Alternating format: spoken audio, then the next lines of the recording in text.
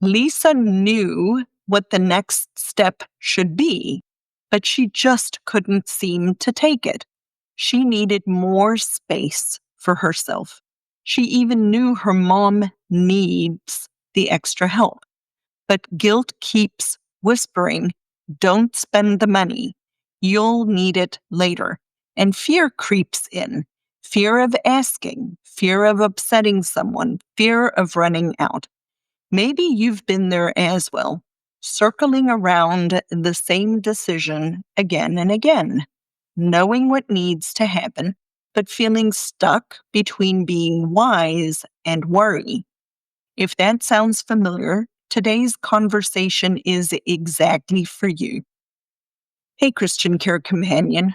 Welcome back to Dementia Caregiver Support for Christians, the podcast where we walk with Bible-believing Christians who want to stay steady in their faith and walk this road of dementia caregiving from a Christian worldview.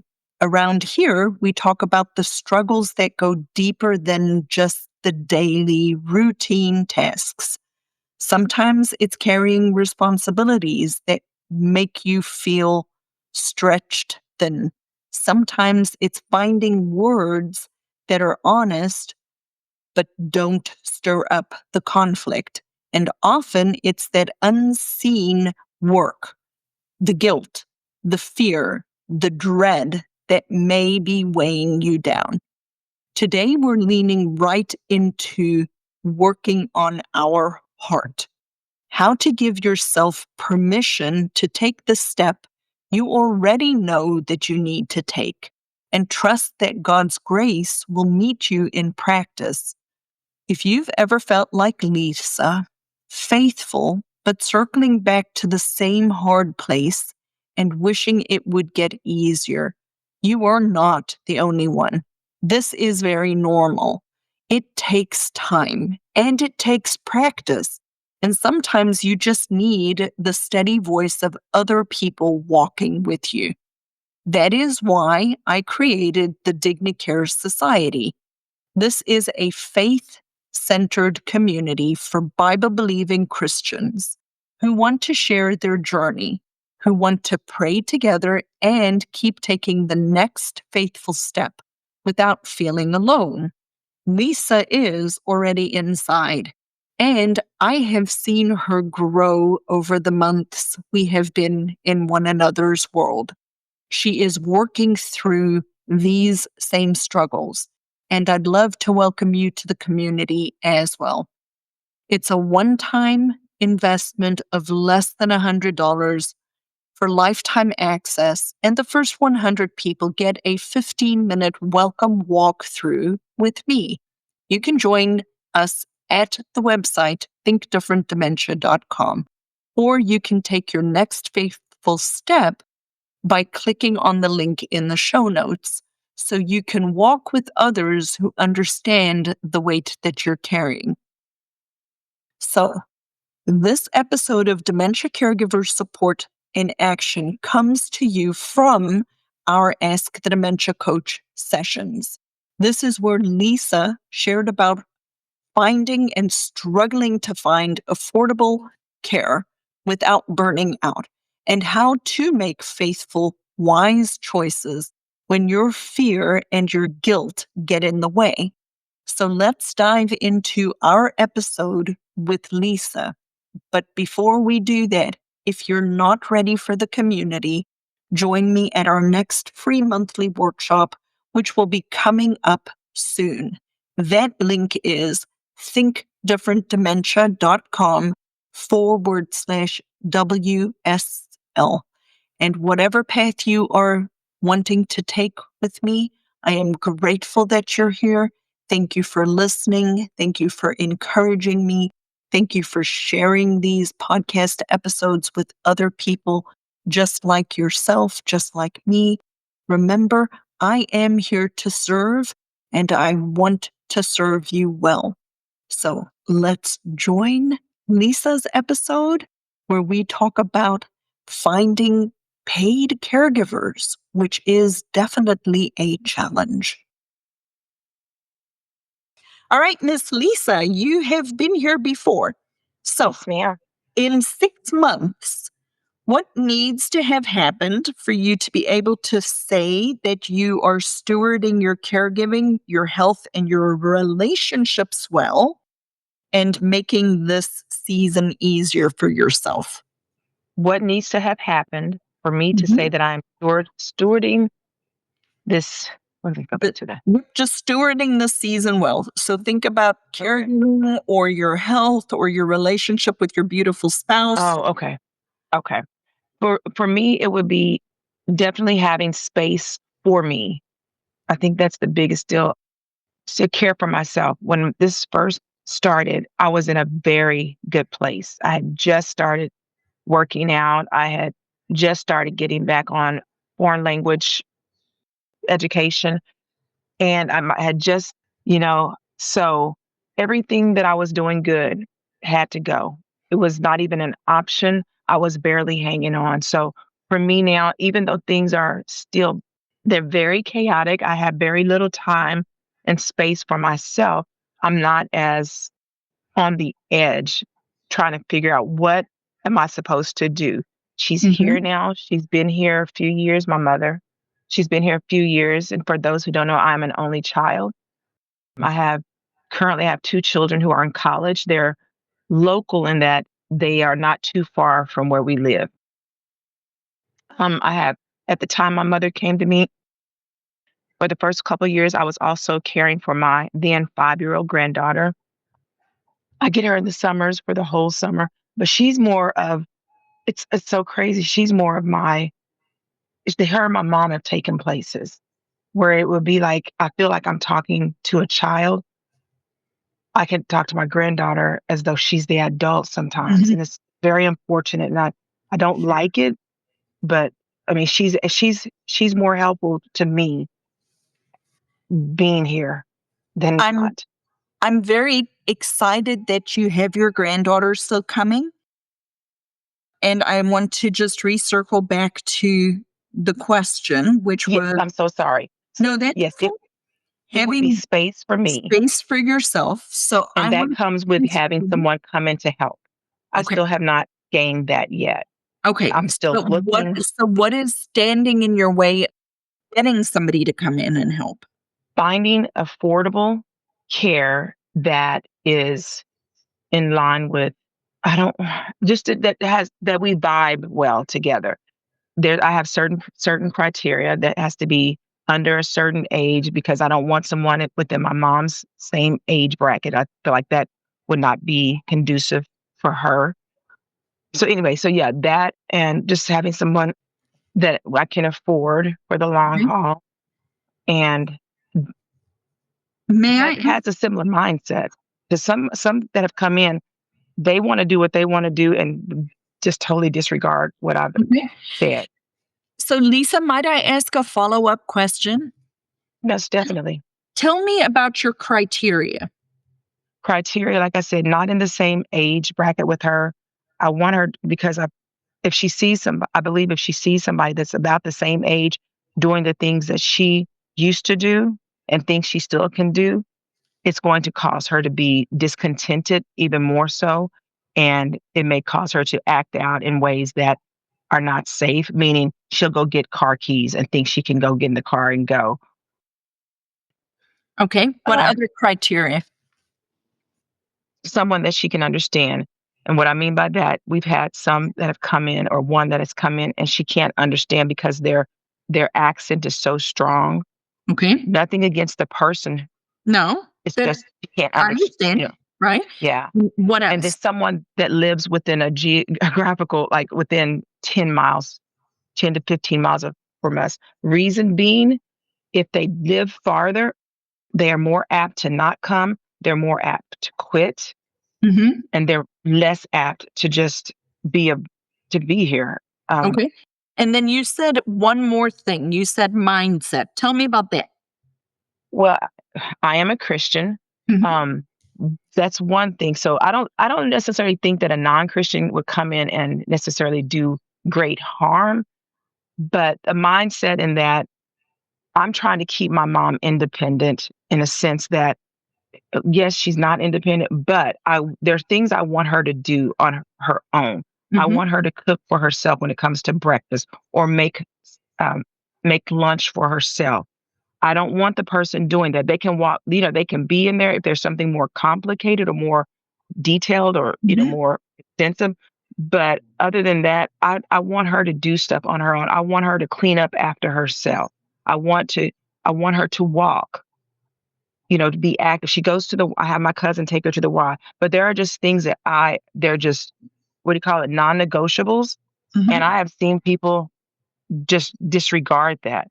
And those things are very important to me because I believe it will increase the longevity of what, you know, good mental health she does have. Okay. So tell me what you have tried thus far to find care. What have you I tried?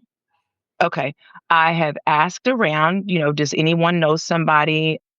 I have, of course, looked at services, but the services are the things that the overhead of them having offices causes the price to be Mhm. pretty high. I've even tried looking on services, but when I say services, I mean, what do you call them? Like care, like, portals type thing. Uh-huh. But I don't think I really know where people are, because the one person I did have, it happened to be my best friend's sister, but she's now married and moved away.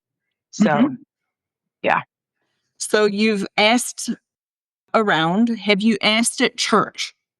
We have a small church, so everyone knows my situation there. But have you actually told them that you're looking for a caregiver? Okay, Because so yes, they know your situation 100%. And they may not know that you're actually looking for somebody for private duty care. okay, I have not. There is maybe one or two that I've said it to, but I have not expressly made that known. No. Like I would start there because here's Okay. so this is a very common thing that I see happen. And I happen to know Jamie, who is on the call as an occupational therapist as well. And it was really interesting. I had a conversation with another occupational therapist that I was teaching at a church before. And after the workshop, she came up to me and she's like, I have been doing that for years. I have never thought to do this. People are 100% willing to help you. They just Mhm. do not know how. And so what'll happen is Christians will say to you these very well-meaning words, let me know what you need and Mhm. I will help you. Just let me know what you need, right? The problem with us as a caregiver is that is an open-ended question because we need so many different things. And then in that moment, your brain switches down, right? So I teach caregivers to write a list and keep it in their purse of things that can be done. And then I also teach caregivers to, if somebody says, let me know what I can do to help you, to pull the list out and say, this is my list of things I need help with. What will you help me with? And let's put it on the calendar right now. Right. So the same principle, Lisa, is what I'm suggesting for you related to the people at church. Mhm. They know that you're a caregiver. They know your situation. You may be expressing that you're looking for help, but you're not directly saying to people, I'm looking for a Christian who is willing to maybe be my mom's caregiver. And do you know of anybody? Does anybody come to mind? Okay. It's a different question than I'm looking for a caregiver. It's a very, very different way of asking people or just saying. So what happens is we say, I'm looking for a caregiver. Mhm. And we think they understand, if you're a caregiver, tell me that you're a caregiver, right? Because I'm looking for a caregiver. Okay, right, right. And they're not identifying that you're actually asking them, do they know of someone? Okay. Because then they'll either self-select or they'll think, oh, I know Aunt Susie's cousin is looking for a job. right? And Right. so I would still start with church again, and I would say, I am looking for somebody to pay who is a Christian and that lives within our area that will understand that I want my mom to be as independent as possible. Does that sound like you, or do you know someone else who might Okay.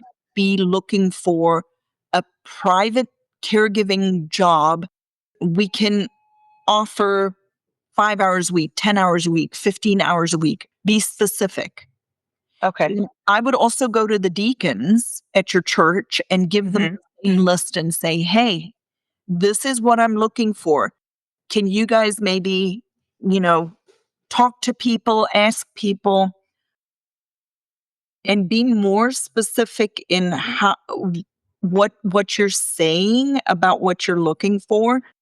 Because I think you're thinking that you're actually asking them, and they are thinking that you're just telling them you're looking for a caregiver. Okay. They're not recognizing that you're actually asking them if they know someone. Okay. As you can see, I got on screen. There's Yeah, this beautiful face. I kept pushing stuff and moving. It's just crazy. I know, Yeah. it's okay. But I'm so happy to see you, and I hope that you join the other community. But before we move to that, what What's the is one thing I'm one. going to do? Yes, ma'am. I am going to expressly tell them my need and ask them to, if they ask if they know anyone, or to keep me in mind if they hear of someone. And and I have had that happen. Someone, because I told him what was going on, he did send someone my way. Unfortunately, she wanted to charge the same prices as the facility, so let that go. Not the facilities, but the services. Sure. But anyway, yes, I am One going to do it. one last observation, Yeah. and something I want you to strongly think about. If after I would give myself a timeline. Okay. I would say if after 1 month from now, if by the 30th of September, if by the 15th of October, whatever the timeline is, Hmm. I have been asking and looking for somebody to come do this, and I cannot find one that meet my criteria. Hmm. Am I going to be willing, in order for me, Lisa, to be there for Kiko after our caregiving journey is done, and for my beautiful children and grandchildren? Am I willing to invest the money that my mother has in order to pay paid caregivers, even if it's more expensive, so that I can come through this journey well? Wow. You gonna pray about that? You know that came from love, right? I do. I do. And you're not the first. You're not the first. I think I have that mentality of hold on to it as long as you can because you might need it. But then I never release it when I do. I always keep thinking I don't need it now. Yes, it's going to get worse. But Am I here's going to the have thing, it when it gets Lisa. worse? In order, like, I know your situation a little bit more, right? In order for you, but you, the household, right? In Mhm. order for your mom to be able to qualify for services, you have to use up her resources, or you have to protect them. Right. And I have to get to the estate lawyer. Exactly. And so you're in a catch 22. You're in a catch 22. You have to use up her money in order for her to qualify for assistance, or and you have to protect what she has, and you have a 5-year look back period. So, what I would suggest is consistently in every one of our conversations that we've had, you're close to burning out. You cannot provide, you cannot be a good wife, a good mother, a good grandmother, a good daughter, a good steward of your own self if you do not release the money, because money is a resource that needs to be stewarded well. And I know that you're attempting to steward it well in trying to be economical and budgeting because you want it to last. But it's not going to do you any good if you hold on to those economic resources that your mom still has some of, and you burn out in the process, and she dies 2 months from now, and you have money and you've lost your health. Mhm. Okay? So what I would encourage you to do is set a deadline. Set a deadline on, if I do not find a private duty caregiver by X date, I'm going to go and hire an agency in order for me to get my health back. And you have to go and go talk to an elder care attorney about asset protection and determine whether it is the right decision in your situation. Okay? You. That was the wet noodle slap. I didn't expect this today. I was just going to listen today to everyone else. Thank you. But I'm going to get you to talk. Thank you so much. Is the on the platform? Mhm. You said it's I don't know if you said social platform. Does that mean So type? it's an app called School, Skool, Mhm. and it looks and feels pretty much like Facebook. Okay. Okay. The benefit of that is, of joining that is, when people join, they'll actually have priority access to the live coaching like we just did on Ask the Dementia Coach, as opposed to kind of just wait. It's When kind of like whoever, when I run out of time, I'm going to run out of time. And then once a month at different times in the month, I'm going to be offering a Ask Me Anything segment. So people can actually come and ask questions live. So obviously, if you're in the community, that is a part of it. I'm going to be adding a prayer meeting for people to pray together. But in the social feed section of it, there is the opportunity to drop questions in there, and then I'll go answer the questions in there as well. okay. Okay. Thank you. It's not quite as robust as the trial period that you had for the other community, Mhm. and it's another way of serving people who need help. Okay. Thank you. You're welcome. People who are really benefiting from the community are the people who joined earlier on before they need it, Yep. and that have been active and are participating in the community, because then they already know what questions to ask and they have a place to come, and they're not constantly wondering, what do I need to do? How do I need to do it? So people listening are interested in tapping into or learning about the community. I'd invite you to just go to the website, thinkdifferentdementia.com. There's a link for you to schedule a 20-minute call. There's no pressure. I'll serve you regardless of whether you join the community or not. But it is a way for you to take this relationship a little deeper, a little bit more hands-on support, because really the research also shows it's longitudinal support over time. Absolutely. Yeah. For sure. I would highly recommend Lizette. She's awesome. Tracy, I appreciate that endorsement.